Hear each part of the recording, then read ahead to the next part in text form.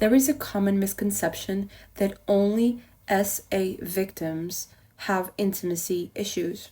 But suffering from intimacy issues can happen to anyone that has witnessed or suffered abuse. Because we have to consider that intimacy does not only have to do with the physical body, but also with the emotional one. Knowing this, we can understand that there are several differences between physical body concerns and emotional ones. For example, one can experience psychosomatic disorder, which is pretty much when physical symptoms lack a medical explanation, because they are induced by psychological disturbances, such as stress or mental issues.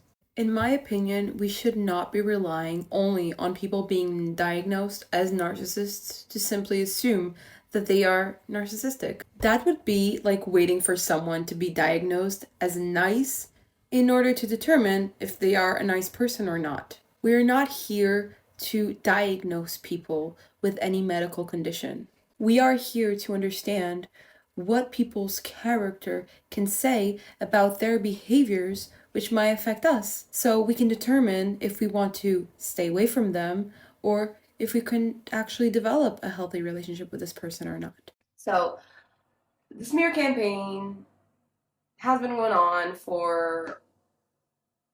since end of July. I received so many hate messages from family members telling me how horrible of a person I am for doing this to my mother and my stepfather that love me so much. When I was dating a narcissist, I forced myself to apologize for things that I didn't think that I was at fault for, in order to avoid him distancing himself from me emotionally. This fear would obviously take over my rational thinking and give him control of the entire relationship dynamics.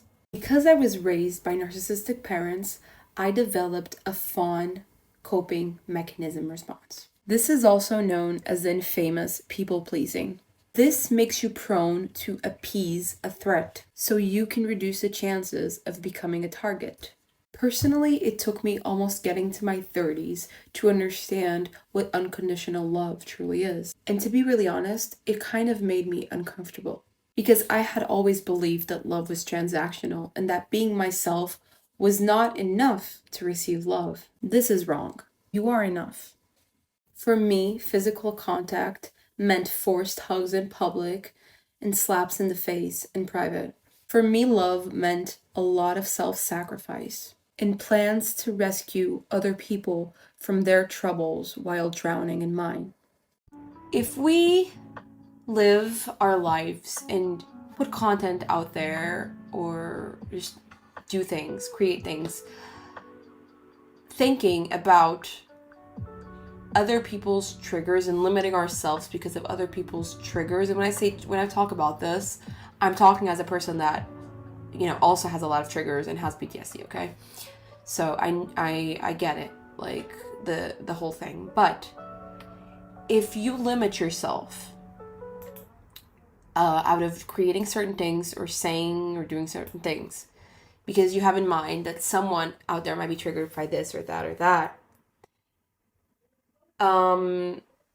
you end up not doing anything or not saying anything, because anything can be a trigger for people that have triggers, and again, me included.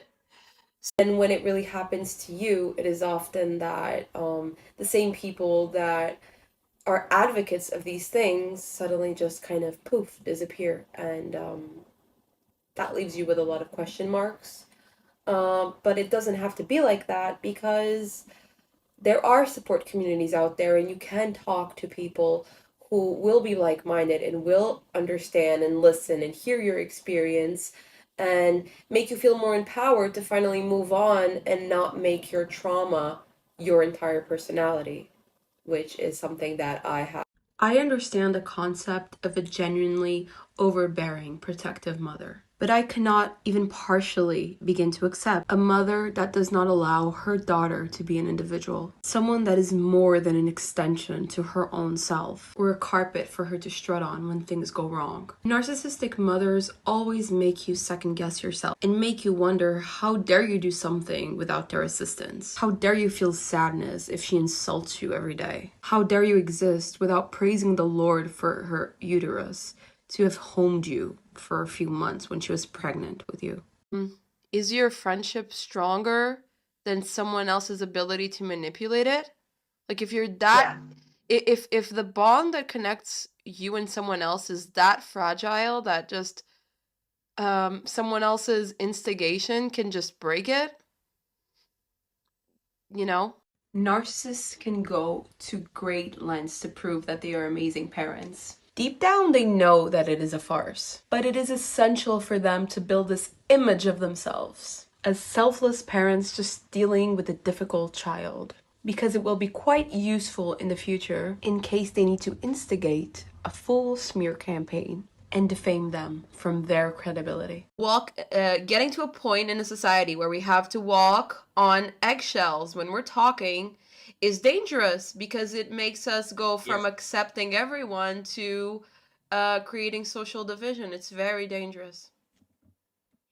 Fear is the mind killer. That's what.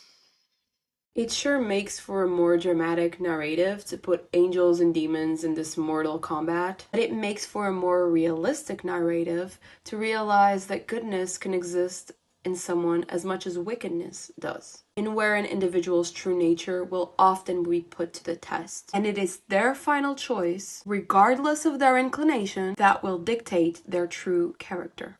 This is what I think. What do you think? Narcissists always act like they do not remember what they have done.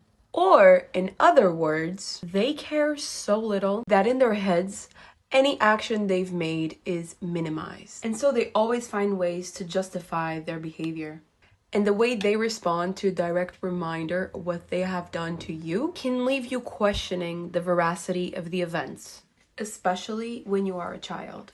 I'm often asked, why am I even doing this? Why don't I just move on with my life? Well, the thing is that for me, as I become a survivor, I feel that I am partially responsible to speak out for the victims that did not make it to survive. I think that us, by speaking out, by making our voice heard, we can help someone, and we can help ourselves too. Because as time passes and we slowly begin to heal, the anger will always be there. Sometimes asleep, sometimes awake. And at the times that it awakens, I want it to be the force that pushes me into the path where I try to raise awareness into these issues. So what I want to bring awareness to is that often what you see from the outside is very different than what happens at home. And when someone tells you what is actually going on, maybe give it a shot and believe in them. Don't be a flying monkey. If you don't know what flying monkeys are, that is another one of the topics that I go into in more detail in the podcast. Can narcissists love? No, they can't. And although there are moments where they might make you feel like they have something called love towards you, it's not love. I call it an overflowing sense of pride to your existence. And the reason why they are proud of it is because you are their project in the making. They don't see you as the empathetic and beautiful human that you probably are. They see you as a vessel that they can control and are controlling. Narcissists are negatively special because they're like a 2.0 version of a human without being human at all. They exhibit the number one trait that humans have, which is being endlessly unsatisfied, along with other traits that make them appear anything but soulful beings. When I was dating a narcissist, I forced myself to apologize for things that I didn't think that I was at fault for, in order to avoid him distancing himself from me emotionally. This fear would obviously take over my rational thinking and give him control of the entire relationship dynamics. I tried to distract from the absence of not having real parents by directing this grief that I have for the mother and father I did not have into some sort of love. A love directed to those who feel this too, and need to hear this too, and often feel lonely too, and might find a little comfort in knowing that they are not alone in their grief. Because although grief is personal, we are all grieving something, or in this case, someone. It is difficult to find where to begin when speaking of my mother, because every time I think about her, I see in double. The mother that she was when things were going her way, and the mother that she was the rest of the time. This is the problem with narcissistic individuals. They can make you feel on cloud nine, absolutely loved and accepted and cherished. But as quickly as that feeling comes, it goes away really fast. And you only gain consciousness that you are actually in an abusive relationship, that the good moments do not make up for the amount of bad moments that there are. Let's talk about enablers. They can be not as bad as narcissists, and overall seem like pretty chill people. But in my opinion, if someone witnesses abuse and does nothing to stop it, is nothing more and nothing less than an abuser themselves. Now that's the hard truth. Hi, I'm Jennifer, and after 30 years, I ran away from my lifelong abusers. Now I have a podcast where I share all about my own story, research acquired knowledge about the subject, and some fun facts too. So here's one. In Greek mythology, a man called Narcissus fell in love with his own reflection in still water, and unable to tear himself from that reflection, he died tormented by that state of helplessness. When he died, a flower sprouted in that location, exactly where he had fallen in love with himself in an almost obsessive way. This flower is commonly referred to as Narcissus or daffodil. According to the myth, the flower's top inclination towards the ground is meant to resemble Narcissus looking at his own reflection. Interesting, right? So check out my podcast. Honestly, I believe that the memories regarding the physical abuse are more flashes than very specific timeline memories, because my brain does something that is scientifically known as dissociative amnesia. This is when your brain walls off the memory of a traumatic experience or event, and you just can't remember everything or even access that memory. Some stressful experience including childhood sexual and physical abuse, injury, sudden death of a parent or a trusted caregiver, missing death or abuse, diagnosed with a life-threatening condition, combat and wars, and experiencing natural disasters such as floods, fires, tornadoes, earthquakes can be so overwhelming that the memories of these events hide like a shadow in the brain. Deep down, your brain is just trying to protect itself from these memories that cause a lot of emotional distress. And dissociative amnesia is associated with memory loss. Here is a controversial take on a age-old question. Can narcissism be cured? In my opinion, it cannot be cured. It can be managed or handled, but only if the person in question acknowledges their own problem, which tends to be a big obstacle for narcissistic individuals. I often debate myself with the question of, are narcissists conscious of what they have done? Or if they truly believe in their narrative. The thing is, narcissists will do anything to convince themselves that their narrative is true. I think that there's a high possibility that they might get so caught up in their own lie that they start believing in it, especially considering how delusional they often are about their own sense of importance. My memories as a child are tense and gloomy. I know that I endured physical, mental, and psychological abuse, as well as emotional neglect.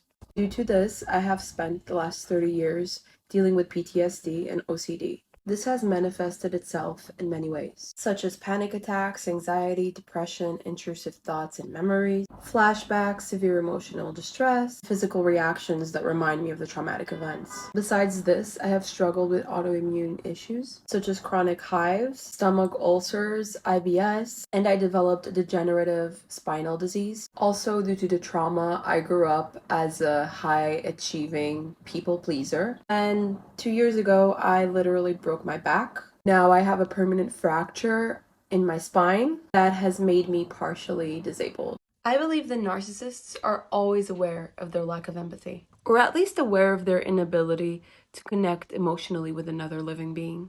but they are either in denial or in extreme need to find a scapegoat.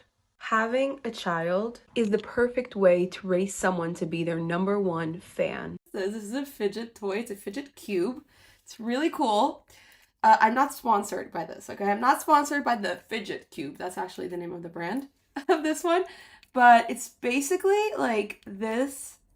Like every side has like something fidgety. So this one has like a rotating little thingy.